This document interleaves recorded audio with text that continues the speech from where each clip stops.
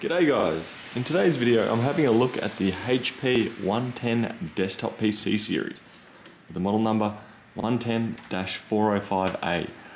Now this one, if you have a look at the back of it, is extremely disappointing. What is going on here?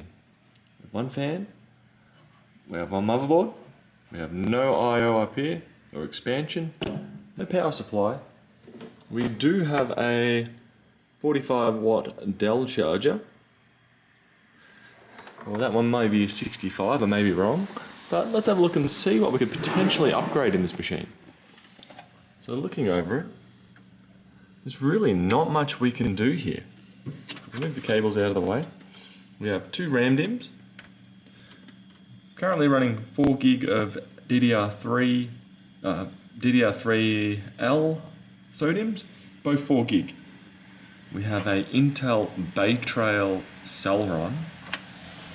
I've put in just a 2.5 inch 1 terabyte SATA hard drive, Seagate model, and we have one DVD burner over here that could be changed. So originally this came with a 2 terabyte 5400 RPM drive and 4 gig of RAM, running Windows 8.1 I believe from the factory. So in it I've upgraded the RAM and I've just simply changed the hard drive. But overall, I believe this is one machine that shouldn't really exist. The Intel Baytrail processor was typically in netbooks. I'm not sure what year they came out, but I think it was about 3 to 5 years ago. So that is a completely underpowered chip that's pretty darn woeful. It's a waste of a case. We can't even reuse the case.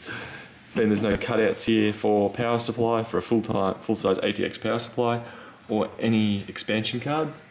Granted, we can't actually expand anything in here.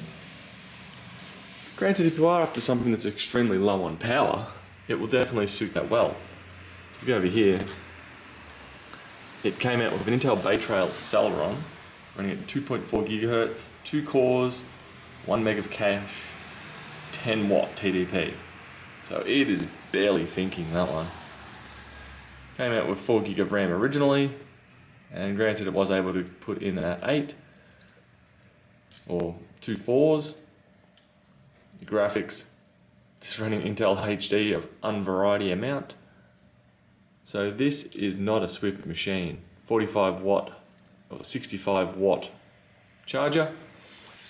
So basically, if you got one of these, I've reinstalled this with an SSD in here, and it's not a Swift machine no matter what you do.